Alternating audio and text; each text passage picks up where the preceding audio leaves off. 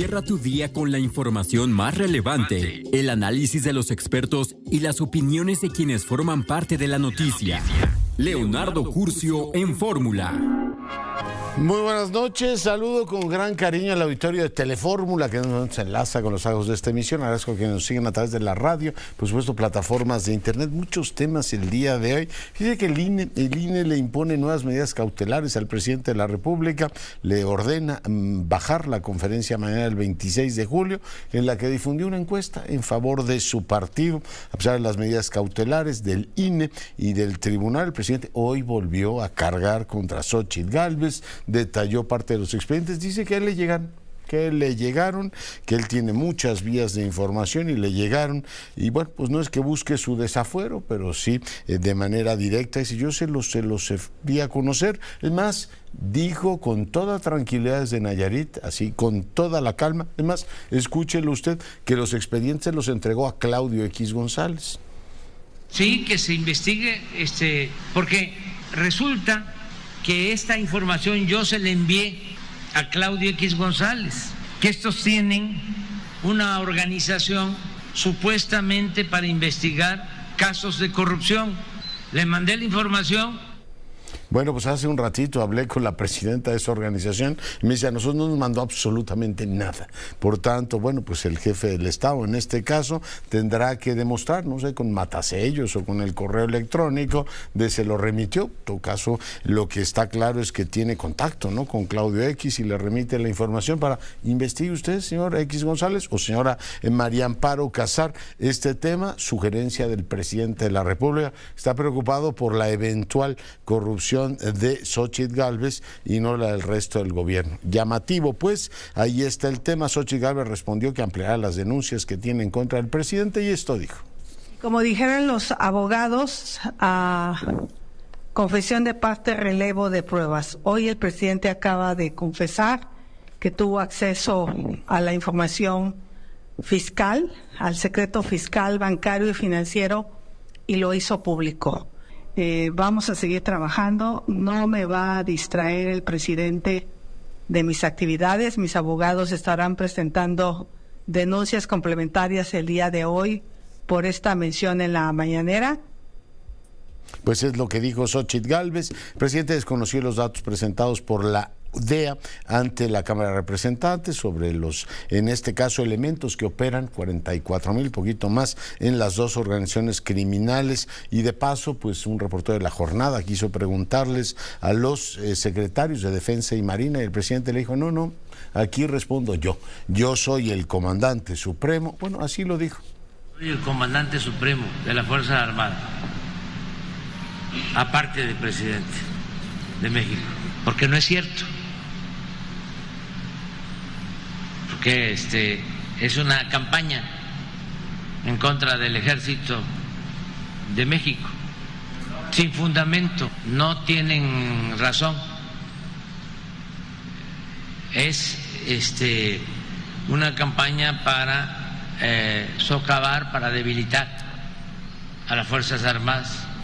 Bueno, no le dio el revolcón que le dio a la compañera de Reforma el día previo, pero a La Jornada le dijo, no le contesto, ustedes tienen una campaña y yo soy el comandante supremo del presidente. ¿Lo entendió? ¿Le quedó claro? Bueno, pues ahí está la respuesta. Una turista mexicana fue víctima de una violación grupal en el área de Campo Marte, allá cerca de la Torre Eiffel, en París. La Embajada de México en la India confirmó la repatriación de los cuerpos de 5 mexicanos fallecidos en un accidente de helicóptero en el monte Everest. Me permite que hagamos una breve pausa, volvemos. Curcio. Bueno, y seguimos con la información. Fíjese que el secretario de Estudio y Cuenta de la Sala Superior del Tribunal de Justicia Administrativa, que disolvió el señor Jara, fue detenido por delitos contra la Administración de Justicia y presentado ante la autoridad para indagar sobre algunos expedientes que llevaban en el tribunal. Un asunto delicado, ya ve que la Suprema Corte también paralizó la decisión del gobierno y el Congreso de Oaxaca. Rápidamente le comento dos cosas. Cada vez me resulta más difícil entender ver el mapa y en este caso, pues la situación en Rusia.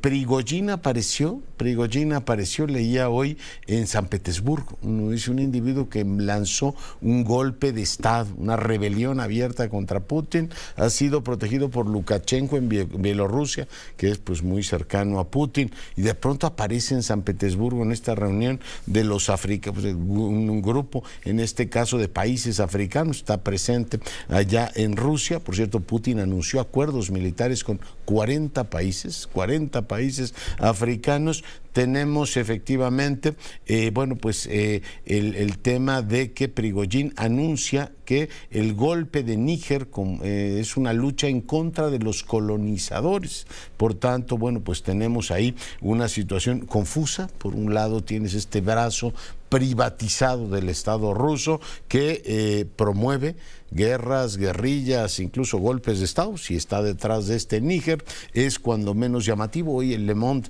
habría precisamente su edición del viernes por la tarde, que es el vespertino de París, diciendo que está desestabilizando la región completa ese golpe, y Prigozhin lo recibe como una lucha contra los colonizadores. Bueno, dejo ese tema, vamos ahora con mi compañera Lupita Tomás. Lupita, adelante. Gracias, doctor. Buenas noches. Pues la Agencia Estatal de Investigación detuvo este viernes a Juan Edi García Coronado. Él fungía como secretario de Estudio y Cuenta de la Sala Superior del Tribunal de Justicia Administrativa, este órgano que ya fue notificado, y pues ahora en su lugar está el nuevo Tribunal de Justicia Administrativa y Combate a la Corrupción.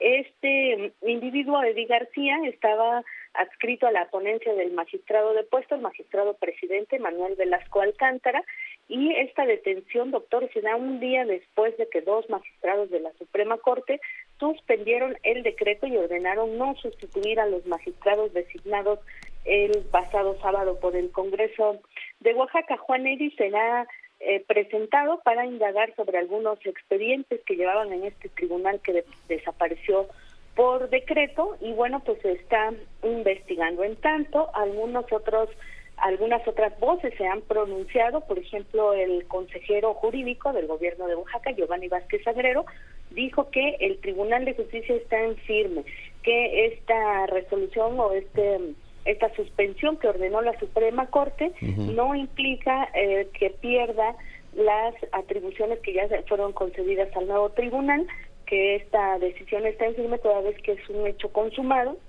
y que se le va a explicar esta situación a la Corte para que funcione y continúe estas actividades. Ya este nuevo tribunal inició actividades. El magistrado presidente Mateo Martínez también considera que no hay alguna irregularidad en la constitución del nuevo tribunal. No, pues ¿qué va a considerar? De ellos. Pues, sí. Así es, ya repartieron 8,000 expedientes entre las diversas salas y los nuevos magistrados. No, y dirá que es una medida acertadísima, igual que el gobernador. ¿Qué van a decir? Lupita, muchas gracias. Buenas noches. Y el Senado de los Estados Unidos aprobó efectivamente una nueva ley que le permite al Ejecutivo utilizar bienes decomisados a cárteles mexicanos involucrados en el tráfico del fentanilo, específicamente en eso, así como precursores químicos para su fabricación. Doy ahora la más cordial bienvenida al doctor Guillermo Valdés, experto en temas de seguridad nacional. Doctor, ¿cómo estás? Muy bien, Leonardo, buenas noches.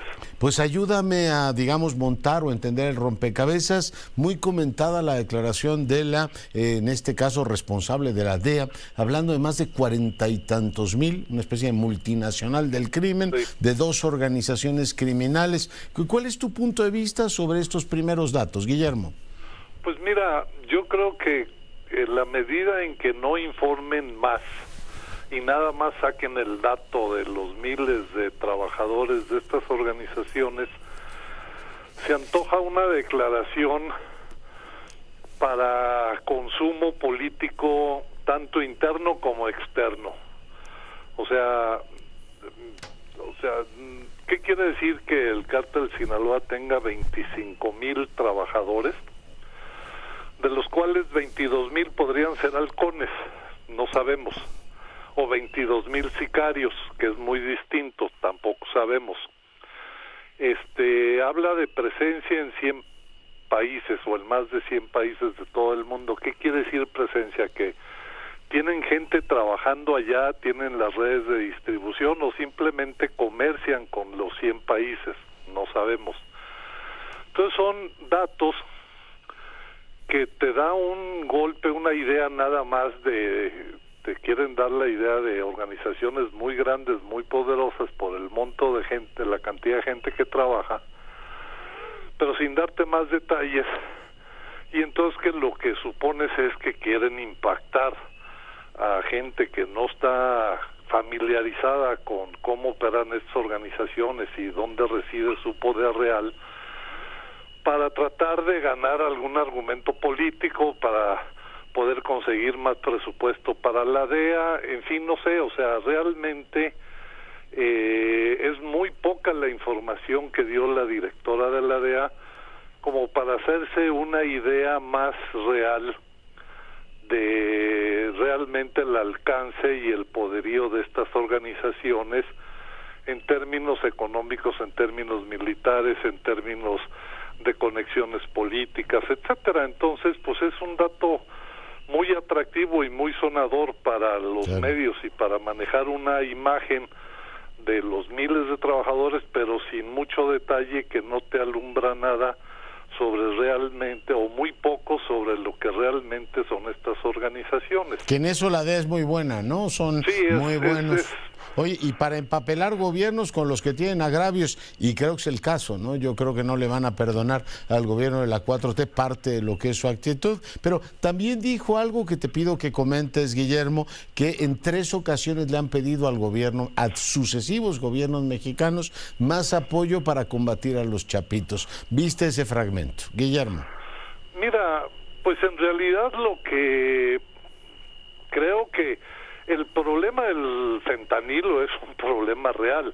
O sea, las cifras duras de la epidemia de muertes en Estados Unidos producto del fentanilo es un dato que preocuparía a cualquier gobierno del mundo y trataría de hacer lo más posible para controlar eso. Cargar la mano al tema del problema del fentanilo solo a la parte de la oferta y no ver toda la parte de la demanda y hacer un planteamiento mucho más sensato y mucho más estratégico de colaboración para ver todos los ámbitos en los que se puede colaborar para frenar el fentanilo es yo creo que la omisión. O sea, yo esperaría de la directora de la DEA una actitud más en ese sentido que aventar una cifra y decir no colaboran conmigo, ¿no? Entonces aventar la responsabilidad total a los otros países sin negar que México tiene una gran parte de responsabilidad en el problema, pues porque somos productores y oferentes.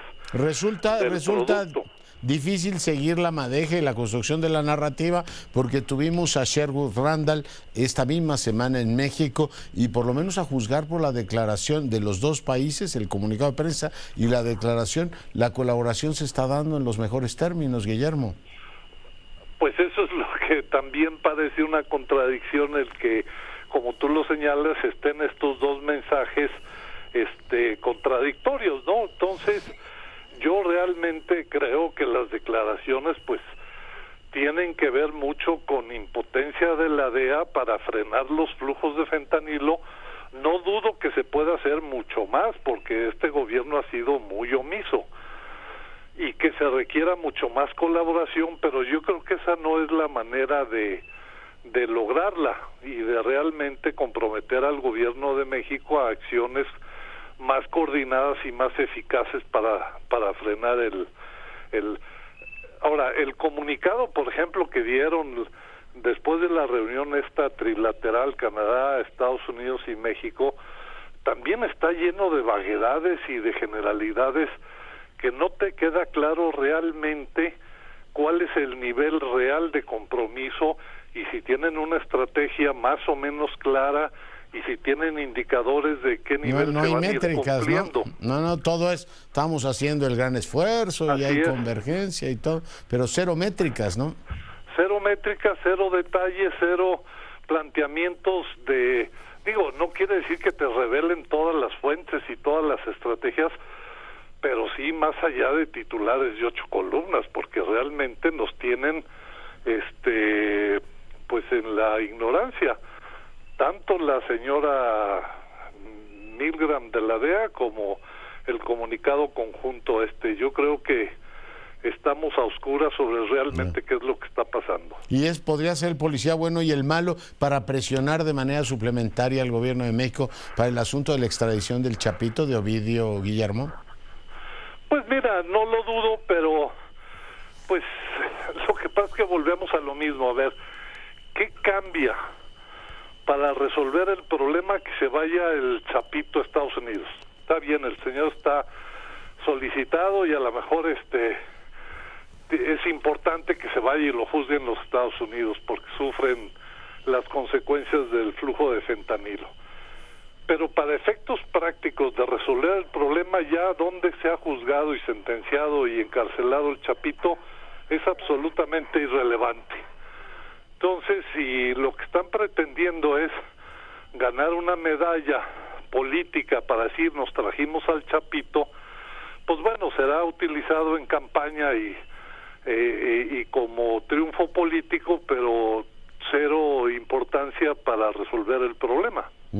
Oye, dos elementos más rapidísimo, te robo 2 minutos. Uno, seguimos sin tener una idea muy clara de cómo está el consumo de drogas en México. Yo preguntaba hace unos días si los decomisos de cocaína que se están dando en la capital de la República, que algunos de ellos han sido descomunales, responden a que se ha convertido en un mercado importante en la capital de la República, pero entiendo que desde hace tiempo no tenemos una encuesta, Guillermo, sobre el consumo, en este caso sobre las adicciones. Creo que la última es de 2016. Dame el favor. Cuando lo conveniente sería levantar una encuesta anual. Uh-huh. De hecho, pues era una de las demandas que más hacíamos en el Gabinete de Seguridad. En el mismo gobierno del presidente Calderón creo que se hicieron 2, y luego ya Peña nada más hizo una, y ahora estos finalmente se animaron a hacer una más, pero pues con ese tipo de información vamos a tener, digo, qué bueno que se va a levantar y que vamos a tener alguna idea más actualizada, pero tenemos unas lagunas enormes que ya no vamos a llenar sobre cómo ha evolucionado, porque yo sí creo que hay un problema creciente, no sabemos de qué magnitud, y sobre todo si ha habido el mismo cambio de patrones de consumo, por ejemplo, de las drogas de marihuana y cocaína, ahora a las drogas sintéticas, ¿no? Uh-huh. Porque pues son efectos y muy distintos el consumo de marihuana y cocaína a entrarle duro al fentanilo y al éxtasis y a las piedras, ¿no? Sí. Entonces, para efectos de política pública de salud y no solo de seguridad, es fundamental tener esa información. Pero sería, digamos, razonable pensar que como es muy rentable mover el fentanilo y mucho más fácil que otras drogas en los Estados Unidos, la cocaína se estuviera quedando en México. Pues mira, en Estados Unidos sí hay estadísticas regulares de consumo, y el consumo de cocaína como que es un mercado muy sólido y muy estable que anda oscilando entre 2 y 2,5 millones de consumidores regulares, es decir, que todos los días le entra, ¿no? Y hay otro monto grande de consumidores eventuales de cocaína. Y eso, si lo vemos a lo largo de los últimos 10 años, no ha tenido ni decrecimientos ni crecimientos, digamos, significativos. Yo creo que ese es un mercado muy estable que no se va a reducir y de alguna manera el consumo de fentanilo. Pero de alguna manera ya domesticamos, si me permites usar el verbo, la cocaína. En cambio, con el fentanilo se están muriendo pues más de 100,000 en los Estados Unidos, ¿no? No, pues es que es una droga muy potente en donde 1 miligramo es aceptable, 2 miligramos es mortal.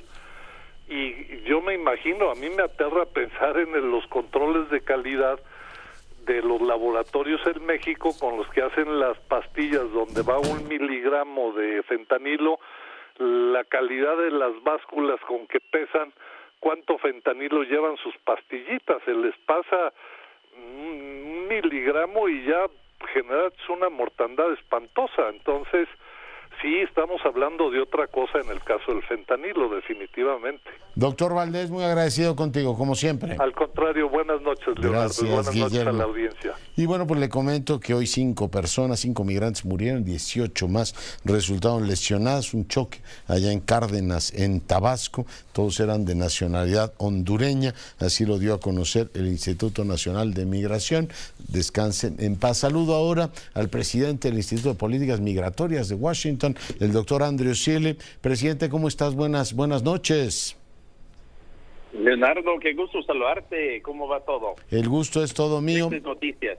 Oye, pues pedirte por favor que compartas con el auditorio cómo estás viendo el desarrollo del fenómeno migratorio, bueno, de los temas migratorios en general. Hemos discutido mucho en los últimos días la acción esta del gobierno de Texas para poner esta especie de muro pluvial. Hoy leía con enorme interés, Andrew, tu texto en el Universal sobre qué política migratoria quiere México. ¿Qué compartes? ¿Qué reflexión compartes con el auditorio? Mira, yo estoy en este momento en Guatemala. Yo acabo de pasar de Tapachula a la parte occidental de Guatemala. Llegamos anoche en la ciudad de Guatemala.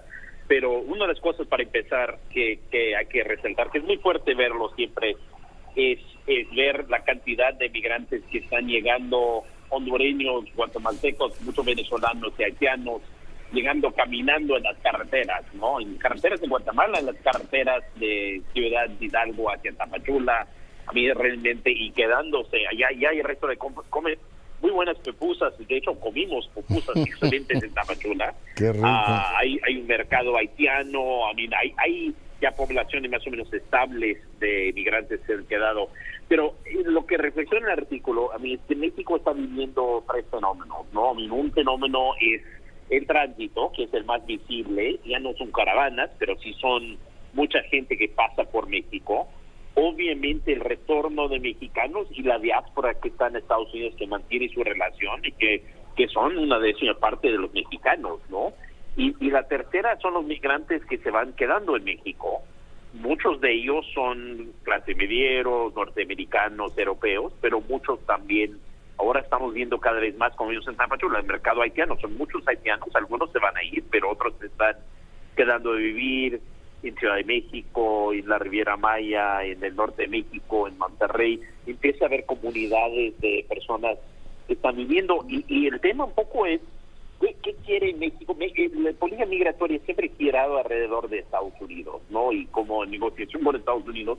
Pero ¿qué quiere México de la migración a final de cuentas, independiente de su relación con Estados Unidos? Yo creo que esa pregunta queda en el aire todavía. Queda en el aire. Oye, del comunicado que salió después de la reunión con la señora Sherwood Randall, se insiste en que, por un lado, hay que contener la migración indocumentada, la ilegal directamente, que se deben abrir más caminos legales para que la gente migre. Ahora tenemos la buena noticia de que Estados Unidos está creciendo al 2.4%, también México está creciendo en torno al 3%, por tanto, en buena lógica deberían abrirse más eventuales puestos de trabajo, Andrew, pero al mismo tiempo se sigue insistiendo en que hay que reforzar las causas de la migración y se sigue insistiendo en que hay que apoyar a estos países del llamado Triángulo Norte de América Central. Los 3 elementos, ¿cómo los ves, Andrew?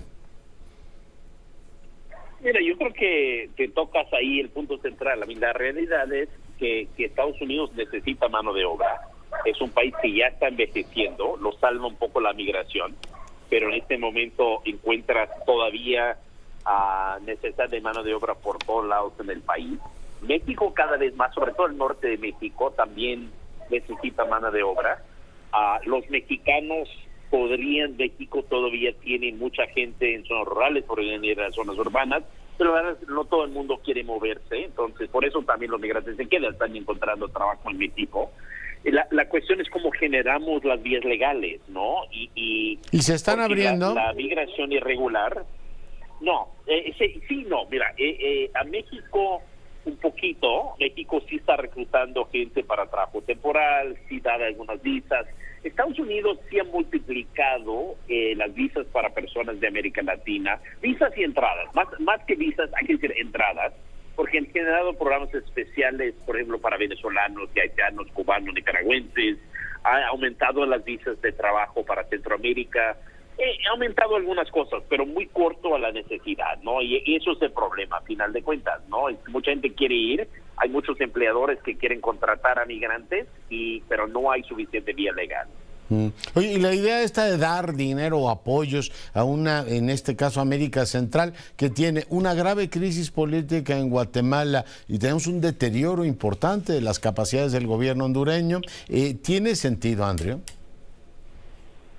Sí, yo creo que sí. Mira, yo creo que ayuda, tanto México como Estados Unidos, los gobiernos han dado apoyo a los países centroamericanos, pero mira, eso es una apuesta a largo plazo de desarrollo, y a corto plazo, si bien inviertes en los países de Centroamérica, la gente va a seguir viendo un tiempo, ¿no? Puede ser en una generación o menos, puede ser en 10 años, ya hay menos propensidad a migrar, pero en este momento los esfuerzos de desarrollo tienen que ser pensados como esfuerzos a largo plazo, apuestas a largo plazo, ¿no? Porque la gente, incluyendo, estamos ayer en Huehuetenango, en Colotenango, por ejemplo, ya hay muchas universidades donde pueden ir los hijos de migrantes. Si tienes dinero, puedes pagar para que tu hijo sea licenciado, que no licenciado, que vaya a la prepa en una zona rural, en una cabecera municipal, lo cual está bien, ¿no? Y que siguen estudiando, que no existe antes.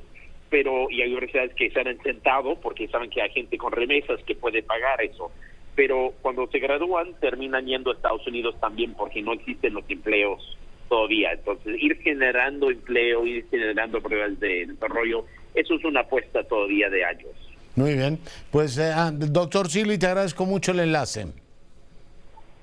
Un gran gusto saludarte, Leonardo. Gracias, el doctor Silvi, en este caso, pues el estudioso más importante de temas migratorios allá en Washington. Hoy conversando con usted, tengo aquí la declaración de Jack Sullivan, el jefe, por cierto, de la señora Sherwood Randall, hablando precisamente sobre este tema, y se dice que ha habido importantes avances para ordenar la migración legal y los caminos, lo que comentaba con Andrew hace un momento. Se está anunciando ahora el apoyo completo a, en este caso, una estrategia multipropósito del gobierno de México para establecer en la frontera sur y ofrecer nuevos recursos para que refugiados puedan tener opciones de trabajo, particularmente entre los grupos más vulnerables. Esto construye una serie de caminos o iniciativas que el presidente Biden y López Obrador han acordado para hacer despegar durante el año. Es el anuncio que da a conocer, la declaración que da a conocer Jack Sullivan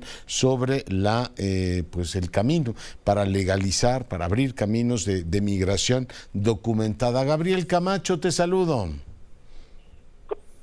Doctor, pues con el gusto de saludarte, reportarte que en el municipio de Los Cabos y en Comondú, un grupo de médicos, amigos, pues se están solidarizando por la situación por la que está pasando el doctor Gustavo Aguirre, quien anestesiólogo, quien denunció ser víctima de acoso judicial de parte de la Fiscalía General de la República, porque hace un mes, déjame te informo, pues elementos de la Fiscalía implementaron un operativo en el que ingresaron a su casa supuestamente por el delito de uso ilícito de fentanilo.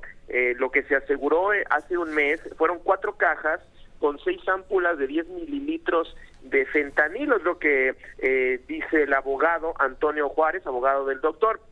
Pues esto comenzó su calvario hace un mes porque su vivienda fue cateada, fue incautada y al día de hoy no puede ingresar. Lo que dice el abogado es que hasta el día de hoy, pues el abogado no sabe qué se le está imputando, no tiene acceso a la carpeta de investigación, por lo que el día de hoy en varios estados de la República, incluido aquí Baja California Sur, doctor, pues salieron a las calles los doctores bajo el lema "no somos criminales, somos médicos anestesiólogos", sobre todo porque utilizan el fentanilo médico para realizar sus anestesias y sus cirugías. Doctor, el abogado el abogado Antonio Juárez, pues así comentó parte de la situación por la que está viviendo, que por cierto no puede ingresar a su casa, en su residencia ya en Cabo San Lucas, en el municipio de Los Cabos. El abogado así lo comentó. Procesalmente hablando, no le quitas a alguien su casa para averiguar si ahí había un medicamento cuando tú ya lo tenías en una camioneta que lo estaba transportando de FedEx. Entonces, ¿por qué ahí no lo incautaste? ¿Por qué te esperas 4 días a que llegue a casa del doctor y luego vas con una orden, te lo llevas? ¿Y por qué le quitas la casa? ¿Por qué no retuviste también la camioneta? ¿Por qué dejas a 2 niñas y a una doctora sin casa? ¿Y por qué a él, si es teóricamente parte de un hecho o una noticia criminal, por qué no lo aseguraron a él? ¿Por qué él está libre? ¿Y por qué no lo han citado?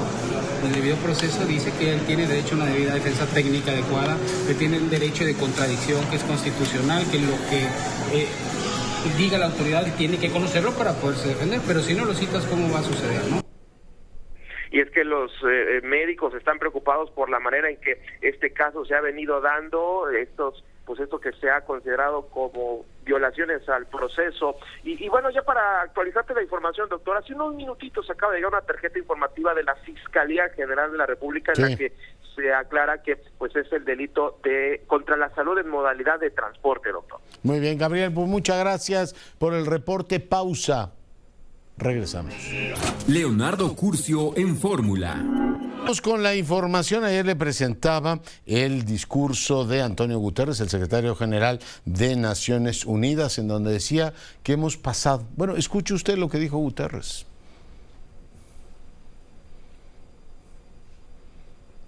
¿Lo tenemos? El cambio climático está aquí. Es aterrador. Y es apenas el comienzo. La era del calentamiento global ha terminado. La era de la ebullición global ha llegado. El aire es irrespirable. El calor es insoportable. Y el nivel de beneficios de los combustibles fósiles y la inacción climática es inaceptable.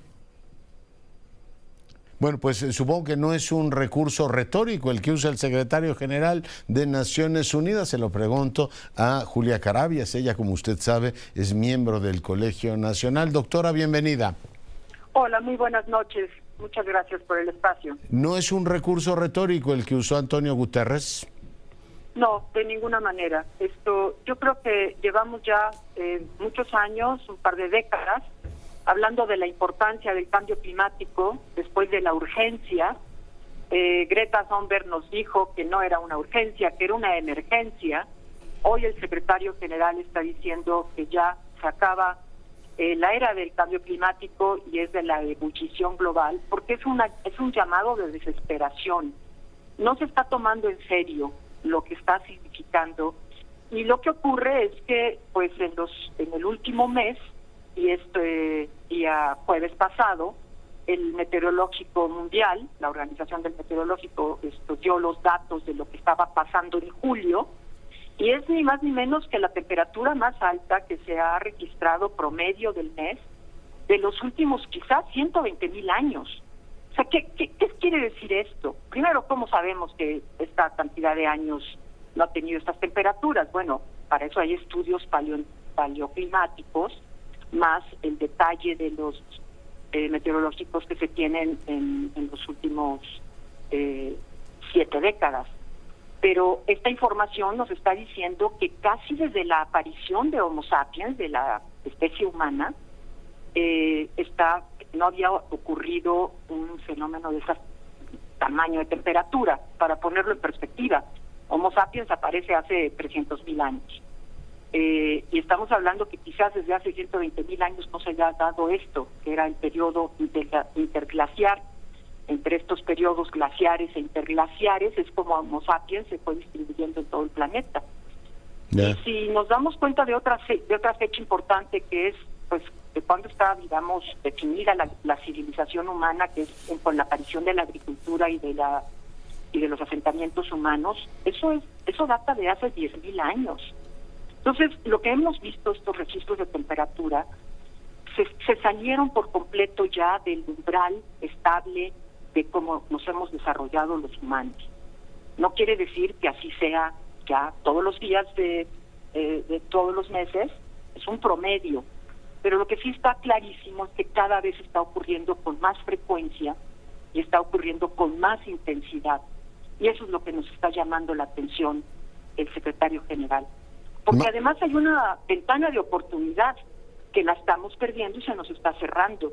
La ciencia nos ha dicho que tenemos la oportunidad de revertir hasta el 2030, que si en el 2030 empezamos a bajar la curva de las emisiones radicalmente, entonces podemos llegar a tener un incremento de temperatura promedio del 2% o deseablemente del 1.5%. Yeah. O sea, más allá de opiniones, este julio que termina es el más cálido que tengamos registrado. En 120,000 años, me dice. Posiblemente en 120,000, esa es una fecha, digamos... Año más, año menos, la tendencia está ahí. Pero, digamos, en este camino, esta insensatez colectiva, seguimos actuando en muchos países como si no estuviese ocurriendo nada, Julia. Ese es exactamente el llamado del secretario general, porque no es que no sepamos qué hacer, es que no lo estamos haciendo. Ya tuvimos un periodo en Estados Unidos de Trump, en donde quiso echar para atrás todo el tema de las energías renovables. No pudo. Entró Biden. Empieza otra vez a reactivarse. Pasó lo mismo en Brasil con Bolsonaro y tampoco pudo. Lula empieza a reactivar. Pero... puede tomar otro país. Aquí estamos con refinerías y trenes mayas a todo lo que da. Nosotros no estamos haciendo nuestro trabajo, estamos muy lejos de poder cumplir los compromisos que tuvimos nosotros mismos en los acuerdos de París. Europa, que es la otra región de alta producción de gases de efecto invernadero, después del COVID entró con mucha fuerza. Y bueno, ¿qué pasó? Otro obstáculo gigantesco, la invasión de Rusia a Ucrania. Y entonces la atención se va para otro lado, pero los recursos económicos se van para otro lado y es otro atorón. Lo que nos está pasando es que si no actuamos en los siguientes 7 años para que en el año 2030 empiecen a bajar las emisiones, no que a partir de entonces empecemos a hacer cosas, sino que a partir de entonces las emisiones ya se corten radicalmente, vamos a tener una situación absolutamente inmanejable. La temperatura del cuerpo, pensémosla así. O sea, mucha gente dice, hay 2 grados centígrados, tampoco es para tanto, ¿no? Entre la diferencia del día y la noche, pues es más o menos eso. No, es un problema, es un promedio anual de todo el planeta, desde los polos hasta los trópicos, y es como si la temperatura del cuerpo, en vez de vivir en 37 grados, la tenemos todo el tiempo a 39. ¿Cuántos van a sobrevivir? Fatal, sí, absolutamente. No, y toda la alteración de todos los ecosistemas y todo lo que eso implica, pues es un camino a la insensatez absolutamente. Ahí está el llamado primero de los científicos, ahora del secretario general de la ONU, esperando que la política nacional, las políticas nacionales y la colaboración que se puede dar entre empresarios, ciudades, gobiernos nacionales, tomen cartas en este asunto. Ya lo registramos en México por primera vez en carne propia con las altas temperaturas de hace 3 semanas, doctora Carabias. Julio en México fue también un mes absolutamente que nos dejó a todos impactados en términos de que no habíamos registrado esto. Y una cosa es las temperaturas altas, pero luego vienen las inundaciones como rebote de todos estos cambios atmosféricos que afectan a la temperatura del océano, y esto afecta a las corrientes y empiezan entonces las inundaciones intensas. Esto se nos puede volver a repetir y tener un año tremendo en términos de huracanes y de grandes fenómenos hidrometeorológicos que nos puedan causar inundaciones. Y así vamos a empezar a vivir. Tema, además, que hay que tomar en cuenta con mucha seriedad, y en México no lo estamos haciendo ni por asomo, es que tenemos que adaptarnos al cambio climático, porque lo que ya hicimos, pues ya se quedó.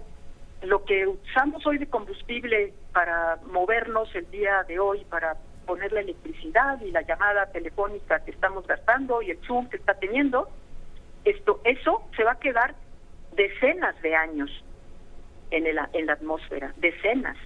Entonces... hay que mitigar también, sí, y adaptarnos, ¿no?, a la nueva realidad, sí. Exactamente, entonces tenemos que tener sistemas de alerta temprano, tenemos que medir, tenemos que estar teniendo un meteorológico en México con mucha seriedad, con todo el equipamiento, tenemos que tener a la gente muy claramente informada, hacer ordenamientos territoriales para que la gente que vive en zonas de alta vulnerabilidad no viva ahí, porque no se trata de estar haciendo luchas contra la naturaleza para levantar bardas en los cauces de los ríos que las va a tirar. Entonces hay que hacer un ajuste muy importante, un ajuste alimentario. No tenemos las capacidades para poder enfrentar con estas sequías que pudieran agudizarse, sobre todo en el noreste del país, ¿qué va a pasar con los alimentos, con la producción de alimentos? ¿Cómo van a bajar los acuíferos si no va a haber estas recargas de la misma manera? En fin, es una situación que es de altísima seriedad, no es ciencia ficción, ya llegó el cambio climático y la ciencia lo ha definido clarísimamente. Los políticos están buscando pasar el sexenio, buscar el trienio y no se está enfrentando. Por eso es el llamado de desesperación del secretario general, que yo celebro mucho. Muy bien, pues tomo notas y con precisamente sus intervenciones tratamos de darle densidad en la conversión pública de estos temas. Julia Caraves es miembro del Colegio Nacional y yo estoy muy agradecido con ella. Al contrario, la agradecida soy yo. Un abrazo. Gracias, pues ahí lo tiene. Ahí está el tema. Ese debería ser el centro, la primera prioridad de la discusión nacional, pero aquí estamos en otros asuntos. Mucha política para desayunar, comer y cenar y otros temas. Este es el llamado que hizo el secretario general. Julio del 2023 es el mes más cálido registrado en la historia. Bueno, seguimos ahora con la información. Para terminar la semana, yo le doy la más cordial bienvenida a Mario Córdoba. Él es arqueólogo e investigador del Centro del INAH en Morelos. Mario, ¿cómo está? Buenas noches. Buenas noches, qué gusto estar con usted. El gusto es todo nuestro. Oiga, es por supuesto muy, en este caso ha entusiasmado, déjeme empezar por ahí, platicaba con nuestro cónsul en Nueva York hace algunos meses, la repatriación de este llamado monstruo de la tierra, algunos le llaman portal del inframundo y otros le llaman, supongo que más técnicamente, Monumento 9 de Chalcatzingo.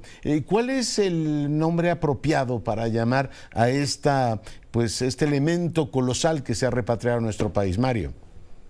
En Estados Unidos le llamaron el monstruo de la tierra, pero nosotros al traerlo ya a México se registró con el portal al inframundo, porque sería la entrada al inframundo, ¿no? Eso es lo que significa más ese monumento. Es una pieza pues monumental, efectivamente lo hemos visto, y de una enorme antigüedad. ¿Por qué no nos dan los datos generales? Mire, este monumento se le puso el número 9 porque fue el noveno en registrarse dentro de los montículos de la zona arqueológica de Chalcatzingo. Obviamente salió ilegalmente en los finales de los años 50, principios de los 60, y un arqueólogo, David Grove, lo encontró en el Museo de Nueva York. Tomó un dibujo y lo publicó y decía que este monumento era de Chalcatzingo. Estuvo allá durante todo este tiempo y nosotros desde el año 2005 estábamos haciendo un estudio sobre todo la iconografía de la escultura de Chalcatzingo, viendo su conservación. Estamos trabajando en la zona arqueológica y decidimos por qué no incorporarlo a México, porque estaba allá, había salido de forma ilegal, no teníamos muchos datos. O sea, ¿no sabemos cómo se quedó en los Estados Unidos? No sabemos. Se lo llevaron a finales de los 50 y se publica en el 68 con David Grove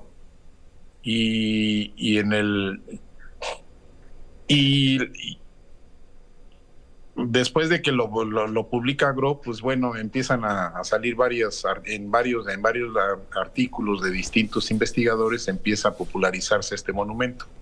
Y así le llamaron el monstruo de la tierra. Y bueno, nosotros sí lo solicitamos directamente a la Secretaría de Relaciones Exteriores, y desde el 2005 estuvimos haciendo ese trabajo. Nos estuvieron pidiendo documentación. Y así muchos años estuvimos pues nosotros insistiendo con el Instituto Nacional de Antropología. La oficina de conservación, la oficina del Registro Público de Monumentos del Instituto fue la que le dio todo el seguimiento a esto. Y fue de los últimos años, los 2 últimos años, nos estuvieron pidiendo más información la Secretaría de Relaciones Exteriores. Y bueno, de esto la Fiscalía norteamericana de Manhattan y el cónsul Islas de Nueva York fueron los que tomaron este caso, no en Denver, sabíamos nosotros que estaba en Colorado, y bueno, fue cuando dieron la noticia. Bueno, hubo una serie de investigaciones, entrevistas con campesinos de la localidad de Chalcatzingo, con algunos antropólogos, arqueólogos norteamericanos, hubo mucha gente entrevistada y nosotros directamente desde Chalcatzingo se nos pidió todo, dibujos, fotografías, cuáles eran las pruebas de que esto era de Chalcatzingo. Entonces la documentación es, por ejemplo, lo que significa el monumento es que es una pieza que es el hocico de un animal, un jaguar, digamos, con grandes ojos, y que bueno, en las partes extremas, en los 4 ángulos, tiene unas bromelias. ¿Esto qué quiere decir? La forma de la pieza es lo que sería la montaña. El hocico que tiene esta figura sería lo que sería una cueva. Y en los extremos de esta cueva hay 4 bromelias. ¿Qué quiere decir esto? Pues nosotros lo estamos interpretando de manera general, que esta pieza es la montaña en la parte exterior, digamos, con las bromelias. Estas bromelias son únicas en el estado de Morelos, y que nada más en el cerro de Chalcatzingo existe este tipo de vegetación. Mira, qué interesante. Sí, ¿Cuál es la antigüedad de la pieza? Esta tiene 2.500 años. ¡Qué barbaridad! Digamos, o sea, así de antigua, es de la época de los olmecas. Es por eso es muy... todo lo olmeca es muy codiciado entre los coleccionistas. Y entonces esta piedra, bueno, desgraciadamente esta estaba fragmentada en campo, en 3 fragmentos en la porque parte es superior. Pesadísima, ¿no? ¿Cuánto pesa la pieza? 1 tonelada. Una tonelada. 1 tonelada. Sí, lo malo que le hicieron a esta pieza es que la rompieron toda la parte de arriba. Todos esos fragmentos, está dividida en 25 fragmentos, y originalmente estaba en 3. Entonces esta la golpearon para podérsela llevar, porque no podían llevarse ese gran bloque de la parte superior del monumento. ¿Y la piedra, qué tipo de piedra es? Es una piedra que se le llama graniodiorita, es de este mismo cerro Chalcatzingo, es la misma que está ahí, y además tenemos otras 40 y tantas piezas que están aquí en Chalcatzingo, y es de este mismo material. Es inconfundible esta roca. No hay duda de su origen. Oiga, me quedan 20 segundos. ¿Se va a exponer ahí en la zona arqueológica? En algún momento, sí, ahorita no tenemos un museo, estamos en eso, estamos viendo la manera tenemos ya un anteproyecto de museo. Y bueno, ahorita está en Cuernavaca, en el museo. Sí, del Palacio de Cortés, ¿no? El Palacio de Cortés, y en algún momento va a regresar, yo creo que en 1 año aproximadamente. Mario, pues apasionante el tema, y le agradezco mucho el tiempo que ha estado esta noche con nosotros. Muy bien, gracias. Mario Córdoba Lina, y en Morelos, tema apasionante, como le decía, para cerrar la semana. Con esto nos vamos, cuídese y sea rabiosamente feliz. Nos vemos el lunes.